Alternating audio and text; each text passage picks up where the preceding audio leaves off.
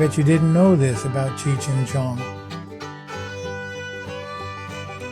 Welcome, viewers of Innervision FM Music News. This is Johnnie J, and we're in our 4th week of raising $10,000. We need your help at Innervision J. It was the late 1960s. The Vietnam War was raging. Young men were desperate to avoid the draft. One of those young men was Richard Cheech Marin.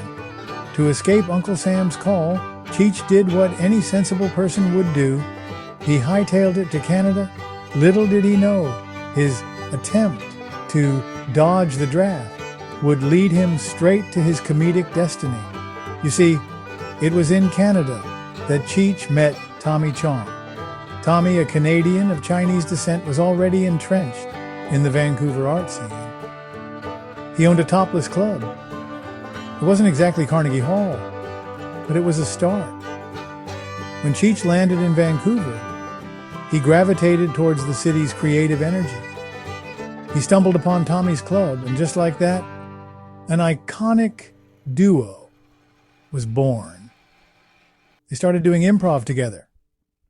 Cheech, with his Chicano wit, and Chong, with his laid-back stoner humor, clicked instantly. Their routines, often fueled by, let's say, creative inspiration, resonated with the counterculture youth of the time. Word of mouth spread faster than well, you get the picture. Cheech and Chong weren't just funny. They were a cultural phenomenon in the making. Now, let's rewind a bit. Cheech Marin, born in 1946 in South Central Los Angeles, was no stranger to the rougher side of life. He grew up during a time of social upheaval, with the civil rights movement and the Vietnam War looming large. Comedy, it seemed, was his escape route. Tommy Chong, on the other hand, was born in Edmonton, Canada in 1938. He had a more, shall we say, bohemian upbringing.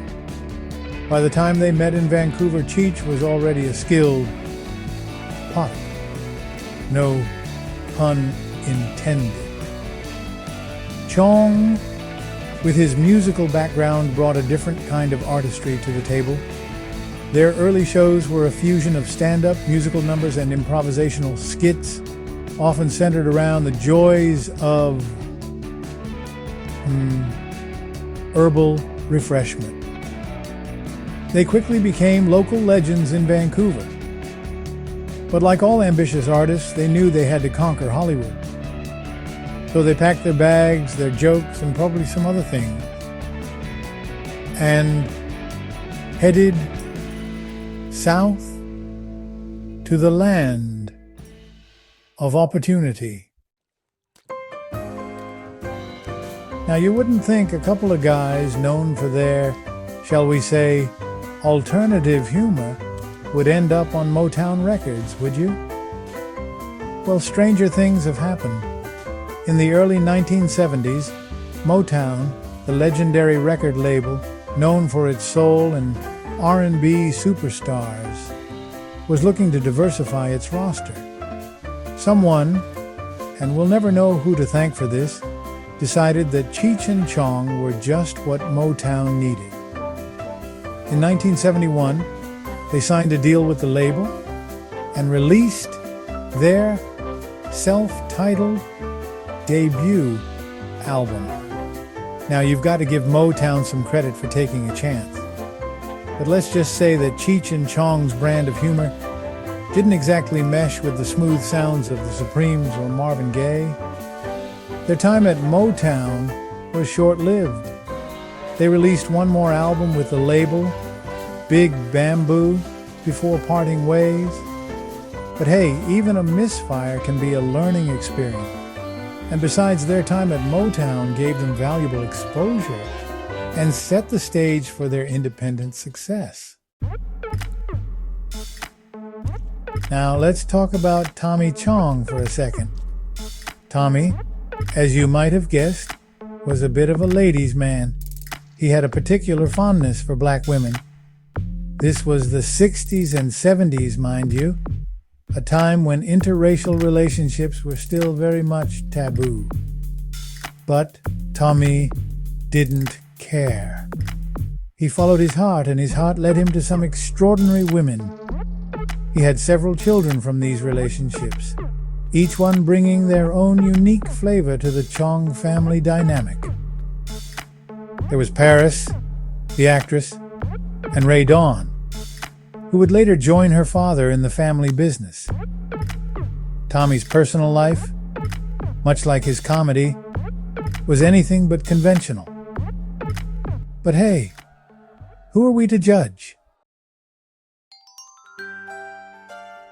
Section 5.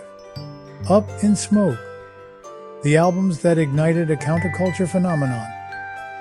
Freed from the shackles of Motown, Cheech and Chong were ready to let their freak flags fly, so to speak. In 1971, they formed their own record label, and over the next few years, they released a string of comedy albums that would become counterculture classics. First came Cheech and Chong, their self-titled debut, which introduced the world to their unique blend of stoner humor, social commentary, and musical parody. And came Big Bamboo in '72, which featured the iconic Dave skit and solidified their status as comedy superstars. Their third album, Los Cochinos, in '73, took their humor to new heights, or should we say, depths, with skits about everything from lowriders to, well, let's just say they weren't afraid to push the envelope. And then there was Wedding Album in 1974, a hilarious and often poignant look at the institution of marriage, Cheech and Chong style. These early albums weren't just funny. They captured the zeitgeist of the 1970s, a time of social change, cultural upheaval, and of course, plenty of herbal refreshment. Section 6. Basketball, Jones to Earache My Eye. Soundtracking the stoner comedy revolution.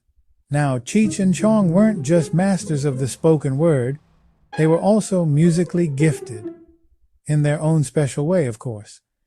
They released several comedy songs that became instant classics, anthems for the counterculture generation.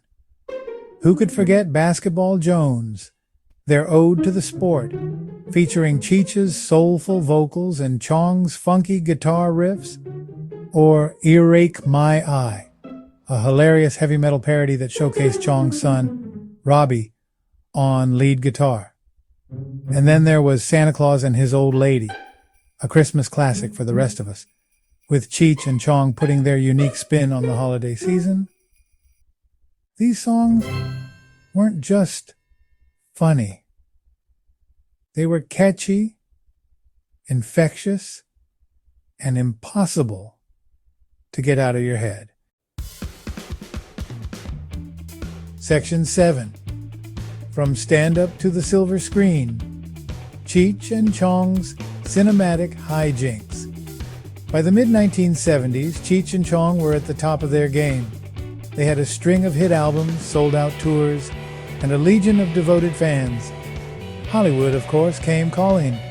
In 1978, they starred in their first feature film, Up in Smoke, directed by none other than Lou Adler, the legendary music producer who had worked with everyone from the Mamas and the Papas to Carole King. Up in Smoke was a cinematic triumph, a hilarious and often surreal journey through the world of Cheech and Chong, filled with their trademark stoner humor, social commentary, and unforgettable characters. The film was a massive box office success, cementing their status as comedy icons. They followed Up in Smoke with a string of successful comedies, including Cheech and Chong's next movie, Nice Dreams, Still Smokin', and Cheech and Chong's The Corsican Brothers.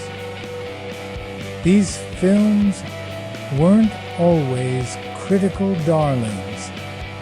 but they were box office gold, beloved by fans for their irreverent humor and counterculture cool. Section 8.